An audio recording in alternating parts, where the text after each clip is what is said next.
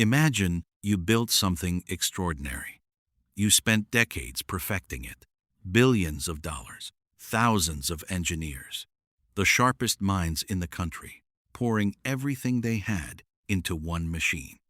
And then, one day, you sell it for $1. Not 1 million, not 1,000, $1 single. This isn't a story about a bad deal. It isn't about stupidity or corruption or someone getting ripped off.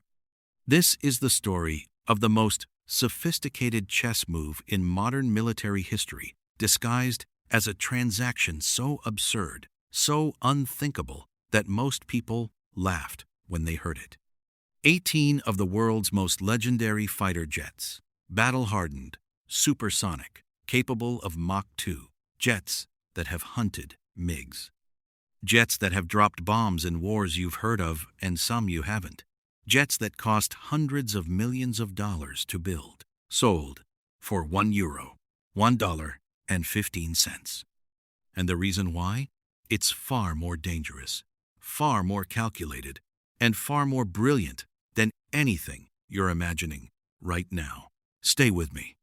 Before we get to the deal, and we will, in full detail, you need to understand a few things that nobody is talking about. Why would a country hand over 18 warplanes and charge almost nothing? Why now? Why Romania? Why secretly? And why was there a war going on not far from that airbase? A war where young men were dying every day when these jets quietly changed hands. Here's what the news headlines didn't tell you. The $1 price tag wasn't a mistake. It wasn't charity. It wasn't even generosity. It was a weapon. Not the kind that flies through the air, the kind that moves through shadows, through alliances, through geopolitics. The kind of weapon that doesn't make a sound when it's deployed, but whose impact echoes for decades. And to understand it fully, we have to go back 50 years to a group of rebels who changed aviation forever and who almost weren't allowed to. It's 1972. America is still bleeding from Vietnam. The military-industrial machine is running at full speed, churning out bigger, heavier, more expensive jets. The thinking was simple. Bigger means better. More powerful means more dangerous.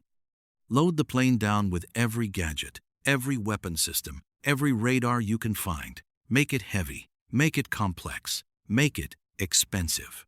That was the prevailing wisdom. And then a small group of engineers and defense analysts decided they were going to tear that wisdom apart. They called themselves the Lightweight Fighter Mafia. No, seriously, that was their name. They operated quietly out of the Pentagon and the industrial corridors of Fort Worth, Texas. They weren't generals. They weren't admirals. They were engineers, number crunchers, obsessives. And they had a radical idea that the future of air combat wasn't about being the heaviest, most expensive thing in the sky. It was about being the fastest, the most agile, the most lethal thing nobody could catch. The man at the center of it all was a designer named Harry Hilliker, lean, analytical, slightly eccentric, the kind of engineer who spent his lunch breaks calculating thrust ratios on napkins. Hilliker led a team at General Dynamics' Fort Worth plant, and together they set out to build something the Air Force didn't know it needed yet. In January 1972, the Air Force launched what they called the Lightweight Fighter Program. The rules were brutally simple. Build a small, fast, inexpensive fighter. Fly it. And if it's good enough, we'll consider buying it. 5 companies threw their best ideas into the ring: Boeing, Northrop, Lockheed, LTV, and General Dynamics. The competition that followed would change aviation history forever. After months of secret development and brutal testing, 2 finalists emerged. General Dynamics brought the YF-16.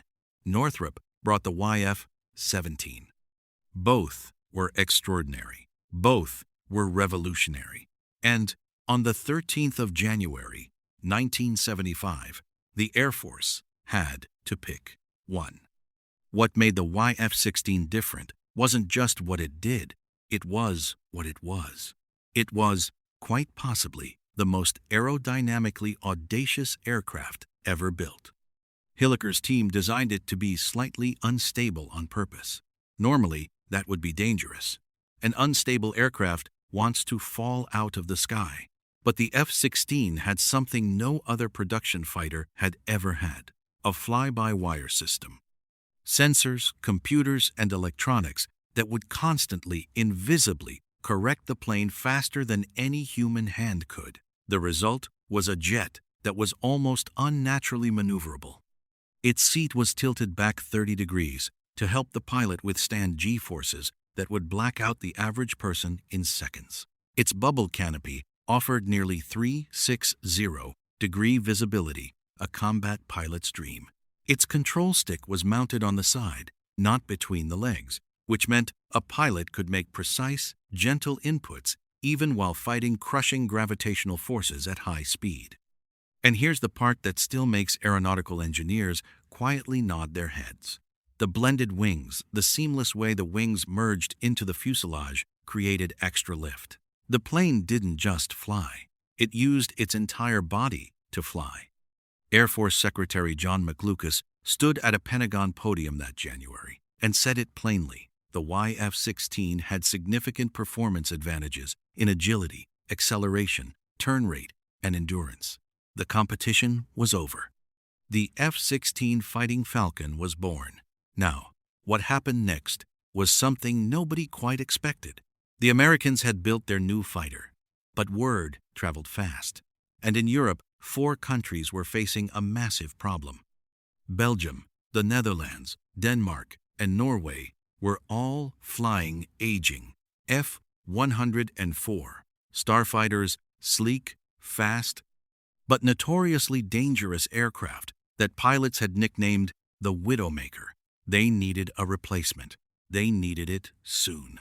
And they had their eyes on several options, including a French jet, the Dassault Mirage.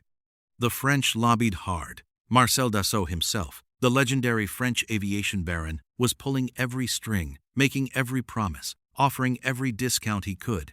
But the F-16 had other ideas. In 1975, in what became known in aviation circles as the sale of the century, all 4 European nations chose the F-16. Together, they ordered 348 aircraft. It was one of the largest arms deals in history. Belgium, the Netherlands, Denmark, and Norway, countries that had resisted American pressure on various fronts, all chose the American jet. Not because America forced them, because the F-16 was simply better. The Netherlands alone eventually bought 213 of them. 213 fighter jets painted orange and gray, bearing the lion's crest of the Royal Netherlands Air Force. For nearly 50 years, those jets would be the sword of Dutch military might, and they would see real combat. Serious, historic, sometimes terrifying combat. Fast forward to the spring of 1999. The skies over Kosovo are about to change everything. NATO has launched Operation Allied Force, a massive air campaign to stop Serbian military forces from ethnic cleansing in Kosovo. It is, at that point, the largest military operation in NATO's history. On the very first night, 4 Dutch F-16s take off from a base in Italy. Their mission? Escort Allied strike aircraft into Serbian airspace. The night is dark. The pilots are tense. AWACS radar planes are tracking targets across the sky. And then the call comes in. 3 Serbian MiG-29s have taken off from a base near Belgrade. The Dutch flight leader does not hesitate. He detects one of the MiGs on radar, closes in, and fires a single AMRAAM missile. 30 seconds later, there is a fireball in the Serbian sky. The MiG is gone. It is the first air-to-air kill by the Royal Netherlands Air Force since the Second World War. And it happens not in some massive, thundering dogfight, but in the cold, clinical, digital perfection of a modern F-16. The Falcon was no longer a prototype, no longer a promise. It was a proven killer. Over the following decades, Dutch F-16s would fight over Bosnia, over Afghanistan, over Iraq, over Syria. The jet became the backbone of not just the Netherlands' defense, but of NATO's entire Eastern Shield. And then came the moment that changed everything. The 24th of February, 2022, Russia launches a full-scale invasion of Ukraine. For European nations, it's not just a news headline, it's an earthquake. Every NATO country suddenly realizes something they'd been quietly avoiding for years. The security they'd taken for granted wasn't guaranteed at all. And Ukraine, a country of 44 million people, is facing the Russian Air Force with Soviet-era jets, outdated radar, and a military that was brave beyond belief but severely outgunned in the skies. Within weeks, Ukrainian commanders are asking the same question over and over again to every NATO ally who will listen. Give us the F-16. They weren't asking for charity. They knew what the jet could do. They'd studied it, trained against it, dreamed about it. The F-16 wasn't just a weapon system. It was a game changer. Against Russian aircraft and ground-to-air missile systems, it offered something Ukraine desperately lacked: speed, precision, and the electronic warfare capabilities to survive in a modern battle space. But here's where it got complicated. Because sending weapons to a country at war with a nuclear power is not a simple act. Every decision carries risk. Every step is weighed. Every alliance is stress-tested. And in the Netherlands, there was an aircraft fleet sitting on the tarmac that was about to become the center of a geopolitical story nobody expected. Here's a fact that matters.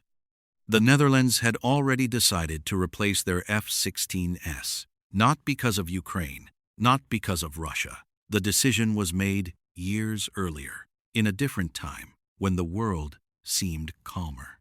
The replacement was the F-35A Lightning II, Lockheed Martin's fifth-generation stealth fighter, the most advanced combat aircraft on the planet, more expensive than anything that had come before it, and vastly more capable.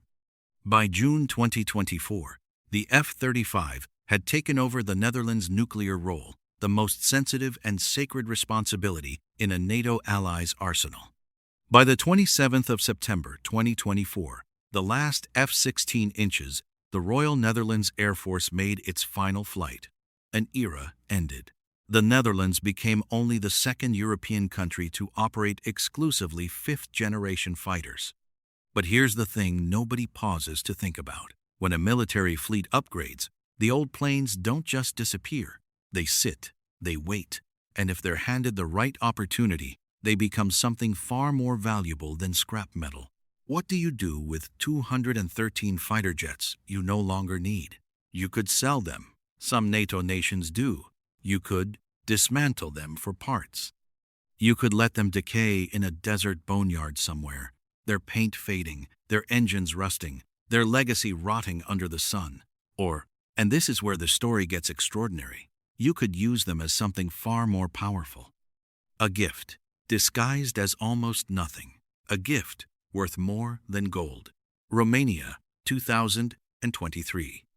A country on NATO's eastern edge, bordered by Ukraine to the northeast, washed by the Black Sea to the east.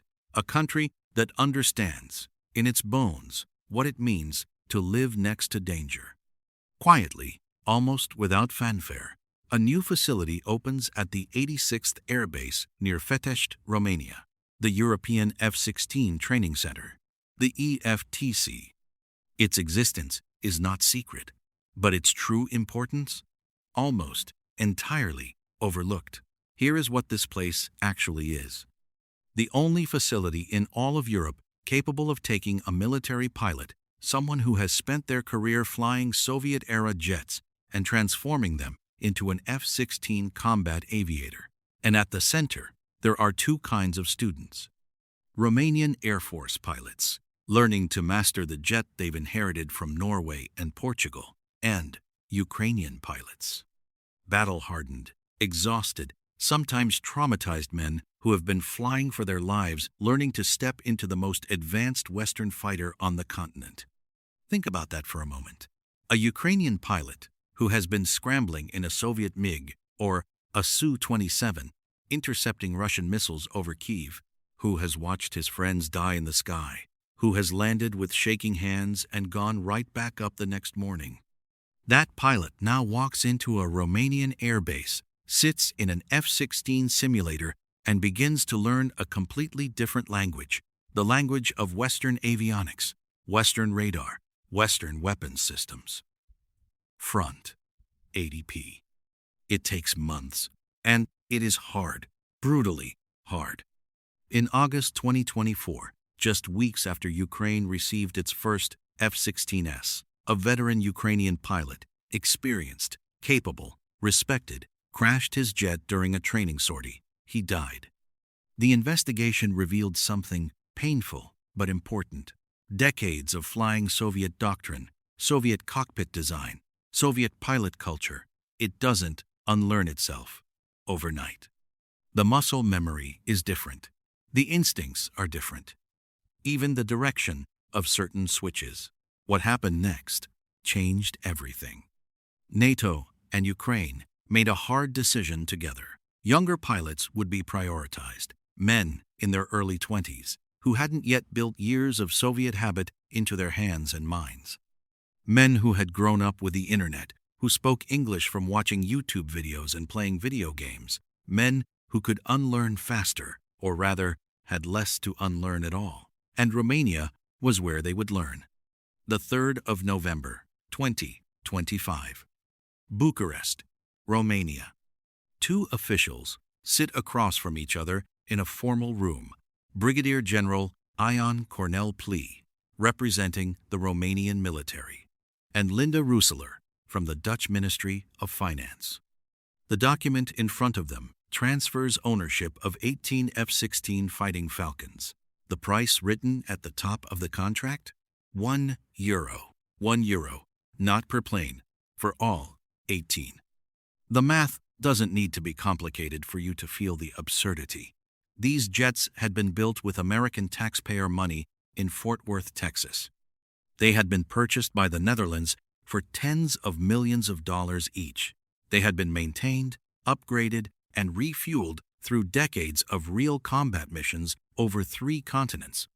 Their combined value, with spare parts and training simulators included, €65 million. And they changed hands for the price of a cup of coffee. But here's what the headlines missed. Here's what you need to understand to see the full picture. This was not generosity. It was not a mistake. And it certainly wasn't free. The real bill? It came in the form of a VAT payment, value-added tax, of €21 million. Because even when fighters are sold for a symbolic price, the taxman doesn't disappear.